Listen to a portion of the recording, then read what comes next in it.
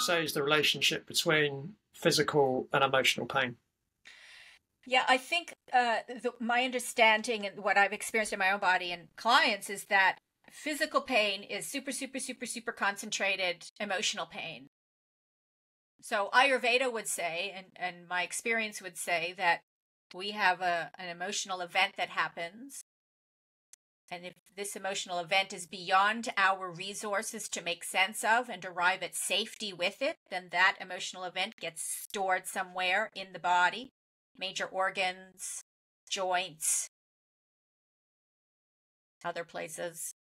Now, if that's not resolved, that thing chimes with the mind, and then the mind starts to reinforce that reality, which then can sometimes compound. We can sort of have other emotional experiences attached to it, creating layers and layers and layers. Mm-hmm. And so those layers, as they intensify, then become denser and denser and denser, and they create contractions within the physical body. Now, I think we can contract at the level of the DNA, or we can contract at the level of a muscle. We can contract as we get blocked in our organs. So we create denser and denser contractions of emotional experiences, and then that interferes with how the physical body moves and flows. Yeah, interesting. I mean, one of the things that often people, I guess, question. So let me backtrack a little bit. Mm-hmm. Do you feel that all physical pain is caused by emotions? Yeah, I'm going to hypothesize yes, because I don't believe in certainties anymore. But yeah, I'm going to say that all. I mean, Ayurveda would say everything's rooted in repressed emotion, and there's maybe a subtle energy root to that. I don't know what that is, that link yet, but I'd say all of it is rooted. Now, I do believe that we inherit emotional imprints. Mm-hmm. And there's more and more research on in epigenetics and intergenerational trauma to suggest Mm-hmm. that we will inherit particular traumas, Mm-hmm. wounds, imprints, blockages, contractions in our body where things don't flow at very subtle levels or at very physical levels. And we can inherit that. And so it might have nothing to do with anything that happened in our lifetime, but it will get activated or it will manifest somehow in our lifetime to show up as physical discomfort or wounding. Yeah, there's that great book. I forget the author, but it's called "It Didn't Start with You." Yeah, I forgot the author too. Yeah, Exactly. Yeah, very yeah, popular among my clients. yeah, Yeah. yeah, Yeah. yeah. So what I think is interesting, and the reason I asked that part of the question was, if someone, let's say they have a car accident, right, and they get their leg trapped, maybe their leg's broken. Someone would look at that and say, well, the reason they're in pain is because they were in a car accident, they broke their leg. It's not because of an emotion. What would your view be on that scenario?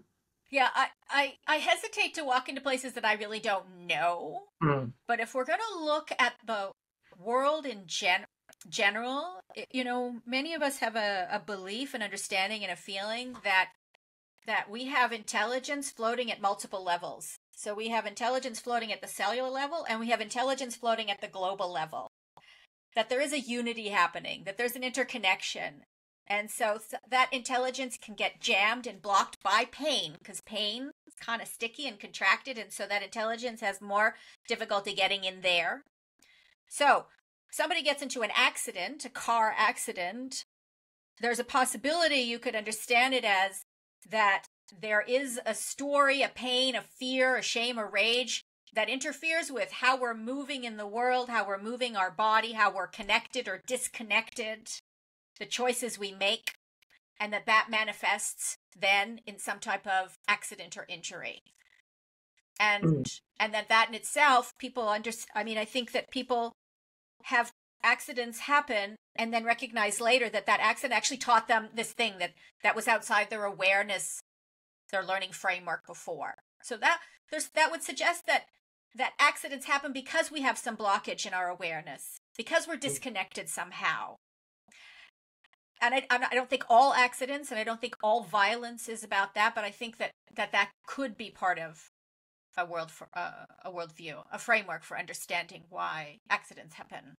Mm. There are no accidents. Many people would Yeah, say that, right? yeah, So, yeah. No, I agree with that concept. mhm, I'm still. I mean, I don't. Yeah, I don't know. I don't know the answer. mhm. But obviously, I do see pain in people's bodies that when you correct the biomechanical, let's call it, imbalance, the pain goes away. We don't work on emotion. I mean, some might say, well, if you change the body, you might release the emotion by changing the physical body, which could be true. But let me give you a specific example. So I play tennis. I'm generally injury free. I'm very, you know, at my age, it's not that rare to get the odd injury here and there, considering most people my age have given up, or at least given up playing at a level where you have to sprint around the court for 2 hours. If sometimes if I don't have anyone, I can't find anyone to play against, I'll go and practice my serve for an hour, and I love practicing my serve. And there's different types of serves you hit. So there's a flat serve, there's a slice serve, and there's a kick serve. With a kick serve, there's a lot of rotation through the elbow, right? Yeah. If I go and practice my serve for an hour, I just hit flat serves, my elbow's fine.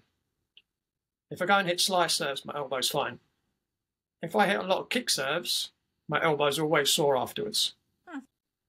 Now, is it just the biomechanics? Because it is quite a tricky position to get in, especially if you're going to do it a lot of times. Or could it be I'm not hitting my kick serve as well as I would like, and there's the emotion attached to it in my elbow causing the pain? If I'm honest, I think it's the biomechanics of it, but I can't be 100% sure about that.